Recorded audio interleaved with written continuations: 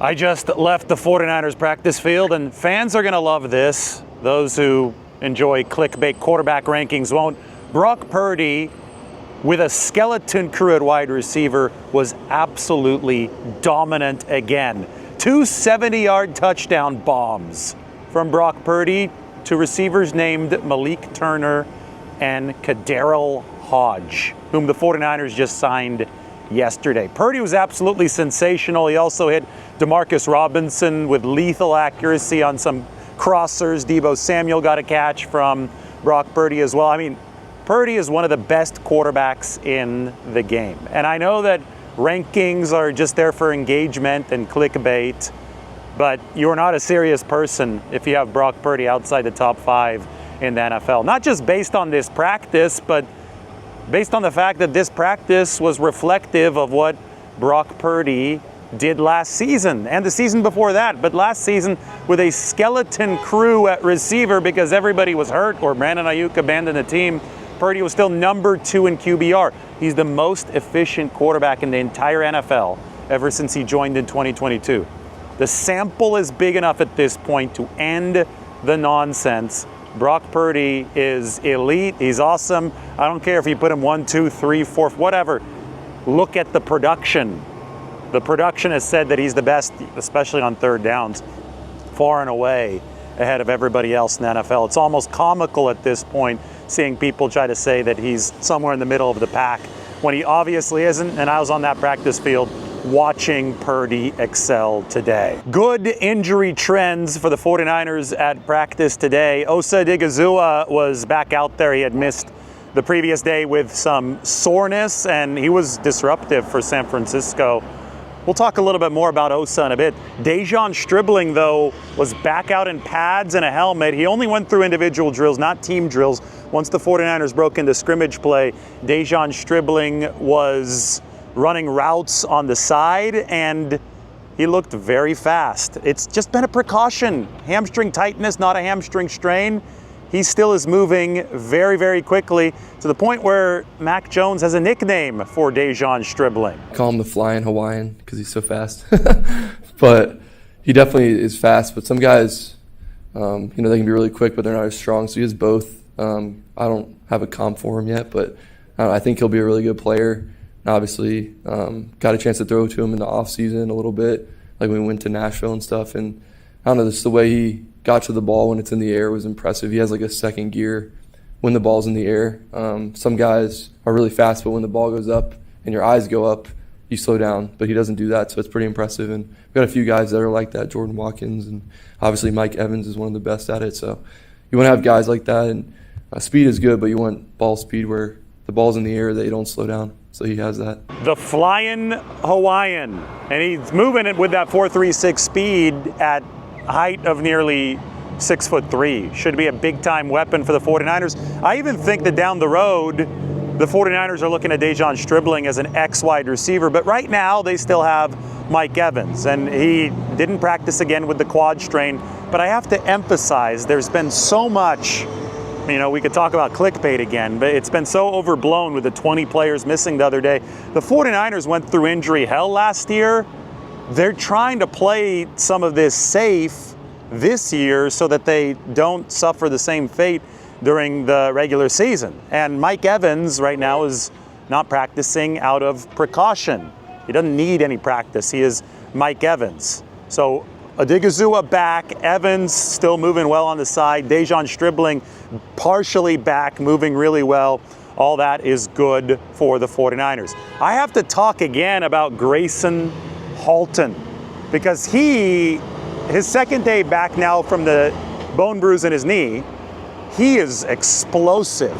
Halton dominated all 3 of his one-on-ones today, including one against Colby, who seems to have been demoted. It was the second straight day today that Colby was not working with the first team at left guard. Instead, he was working with the second team at right guard. He also was in there with the 3s today. And the only reason I can think that you would not have Colby taking as many reps as possible at left guard is because you're trying to prepare him to be a backup swing guard. It's Robert Jones, the veteran, who was taking the first team reps again at left guard today. So go ahead and watch yesterday's video for a fuller explanation from Chris Furster, the 49ers O-line coach. He says that since the pads have come on, Colby has regressed a bit. Some of the bad habits, some of the bad technique has come back, and it definitely looks like there is major change happening when it comes to who's the favorite to win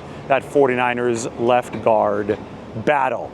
Speaking, though, of Gracen Halton, the explosive fourth-round pick out of Oklahoma, yesterday I mentioned that the 49ers have been pleasantly surprised. They think that Halton is a little bit bigger than they anticipated. They thought they were going to have a smaller pass rush only kind of guy when they drafted him from Oklahoma, but they think he could play the run as well. Now, speaking of size at defensive tackle, Alfred Collins brings a lot of it. He didn't even fit in the frame of the 49ers YouTube live stream of the presser, and then he accidentally knocked over the mic. It feels like a puzzle piece. God damn, bro. I'm gonna scoot back a little bit.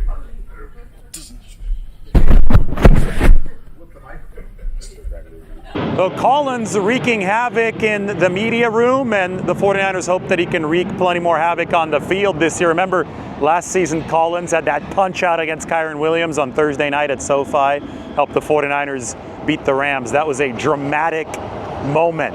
Now, what could be really beneficial for the 49ers defensive tackle room, which is looking much stronger than last year, especially because of one guy, what could be really beneficial is that one guy's tutelage of the rest of the defensive tackles. The one guy is Osa Odighizuwa.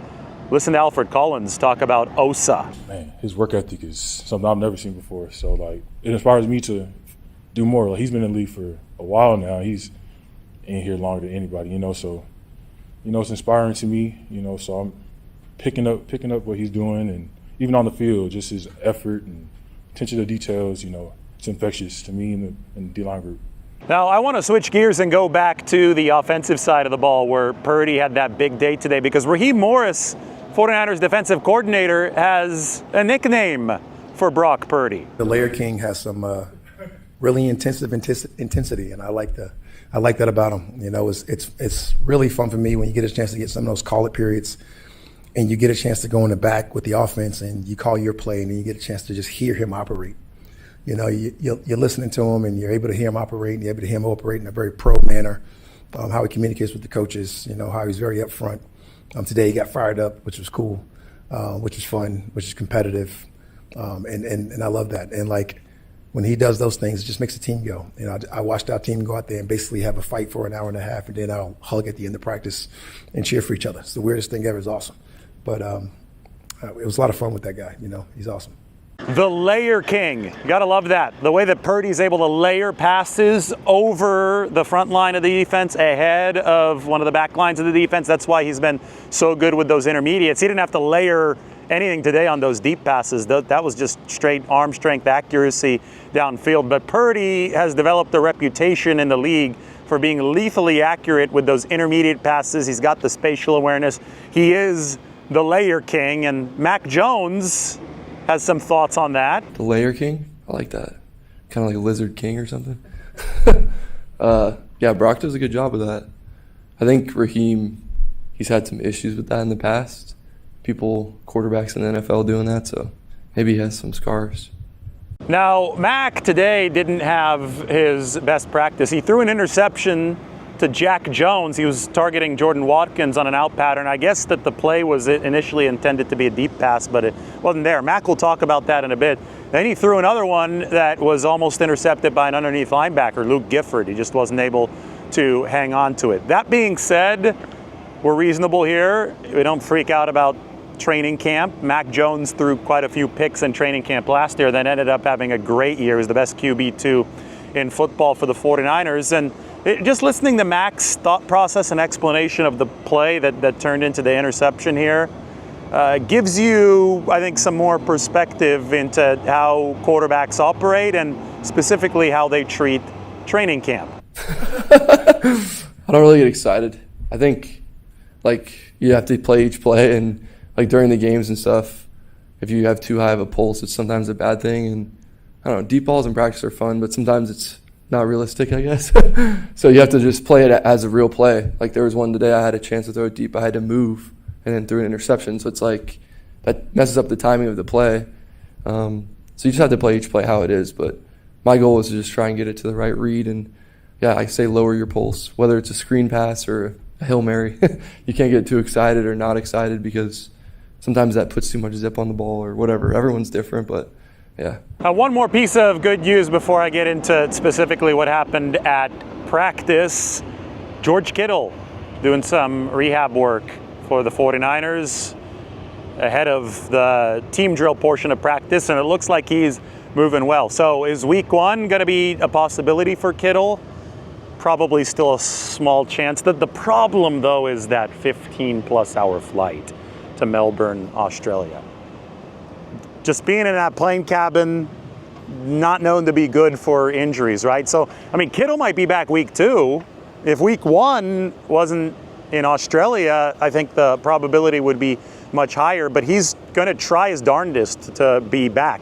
Speaking of that flight, we will see how the Rams do coming off that flight because they're going to fly into Australia the day before the game. So they'll do 15-plus hours from LAX to Melbourne, and they don't want to do the big time zone change. They just want to operate on their existing Pacific time body clocks, but I'm not so sure that their bodies are going to be fully recovered. And we'll see if the 49ers have an opportunity to either take it to the Rams early or take it to the Rams late. But the 49ers are going to come in a full week ahead of that game against the Rams in Australia. Remember that when you fly there, you cross the date line, so you essentially lose a day.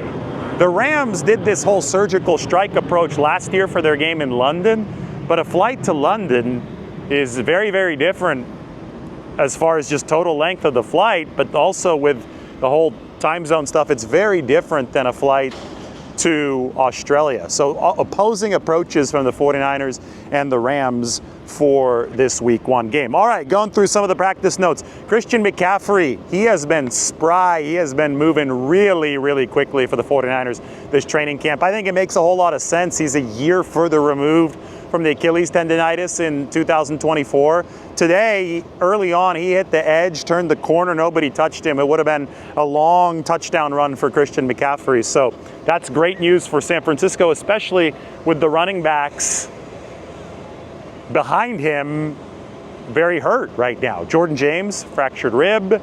Kalon Black, adductor injury. We're not sure how long either of those two guys are going to be out. So it'd be a great time for Isaac Guerendo to get back in there, maybe make a case for himself as running back 2 with players who had supposedly leapfrogged him on the depth chart currently unable to practice. Guerendo seems to be moving well. He's coming off the torn pec. He's doing some work off on the side. It seems to me that he would be close to coming back, and whenever he's ready to come back, they just will activate him from that PUP list, and he's going to be back in action. Now seems to be a good opportunity for Isaac Guerendo because Christian McCaffrey needs competent backup play, but McCaffrey himself has looked really, really good. Yesterday I talked about Junior Bergen, and keep in mind that Jacob Cowing remains out with the hip flexor injury. Today I need to talk about Will Pauling. Like Bergen, like Cowing, Will Pauling is 5'9". He's an undrafted rookie out of Notre Dame. He was Notre Dame's most reliable receiver last year. He's also somebody with real punt return experience. That punt returner job for the 49ers is wide open. One of the guys competing for that job is Will Pauling. Obviously, Jacob Cowing is competing for that job. He has experience there, and he's a veteran. He's been with the 49ers now for 2 seasons, although he didn't play last year. And of course, Junior Bergen is competing for it. He had 8 punt return touchdowns, which is an FCS record when he was at Montana.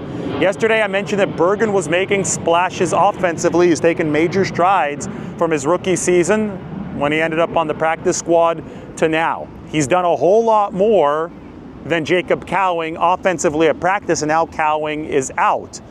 Will Pauling today had a catch and run that was very impressive against the second team. That might have been a touchdown had it been an actual game. They blow plays dead early, so you can't really tell here at training camp. But Pauling, just given his big school track record, given the fact that he has returned punts before, I'd put him and I'd put Junior Bergen ahead of Jacob Cowing right now, just based on production and the fact that Jacob Cowing is out again with a hip flexor. So Cowing officially on notice, and Will Pauling is one of the players that we need to talk about. So is Wesley Grimes, who's the undrafted rookie out of North Carolina State. Grimes is a different type of player. He's not 5'9", he's 6'2". He's big. He had a big physical catch over the middle today. The ball was thrown by Adrian Martinez. Grimes has done some punt returning too. Now, I'm not sure if they want a 6'2" guy back there. Normally you want a smaller player, a little bit more shiftiness back there. I think that being a reliable punt returner for this team, though, is the one sure inside track to a 53-man roster spot. Just noting, though, that Grimes has looked impressive physically. I'm just not as sure where he would fit given the 49ers special teams needs. That being said, you have some injuries at receiver. You already have one season ender to Ricky Pearsall. All of a sudden, some of this stuff can really, really open up. Mentioned the Jack Jones interception. Then there was Purdy pass to Luke Farrell, one of Purdy's many, many nice passes of the day. Farrell caught it. Jair Brown came in, punched the ball out, recovered by Renardo Green, and he sprinted off to the races with it. Part one of this is that Farrell had a fumble issue last year in Week 4 against Jacksonville right here at Levi's Stadium. Might have cost the 49ers that game, so you've got to hold on to the football. Part two, though, is that Luke Farrell has been targeted very, very often by Brock Purdy, normally to pretty big success. And, you know, I don't know if as big as George Kittle's out for the 49ers or whatever the deal is, Farrell has definitely been a bigger part of the receiving game than he was during last camp, and he only ended up with 11 catches last camp, and it got to the point where I was wondering, will this guy get replaced this year? I know he's the blocking tight end. I know he's not going to catch as many passes, but it's been a definite arrow up for him as far as his effectiveness in the receiving game. He caught another one today, but it was knocked away by Jair Brown, so he's going to have to do a better job holding on to the football. Finally, I know that it's August 6th, so 8-6, not 8-7. 8-7, Dwight Clark's number, 87. That is Dwight Clark Day normally, but the 49ers do not have an open practice tomorrow. They just have a walkthrough. So with the fans here today was officially Dwight Clark Day. Featured some 49ers greats in attendance, including their former tight end, Brent Jones. I am pleased to be able to talk about my old teammate, Dwight Clark. The catch probably changed the trajectory of this organization and made it what it is today. That's how significant Dwight was on the field. Not only was he an amazing player, but he was the glue in the locker room. When Dwight was afflicted with ALS, I saw a man rise above what he was on the field and in the locker room. He was a warrior, and I know every single person here is a warrior. Dwight's legacy is going to live on, and you guys are all part of it. On Dwight Clark Day, the 49ers host several people have been stricken with ALS, and they remember that very, very powerful, lasting impact that Dwight Clark, who passed away from ALS, had on this franchise and on many outside of the 49ers franchise. So we'll finish this up with a look back at the most famous play in NFL history.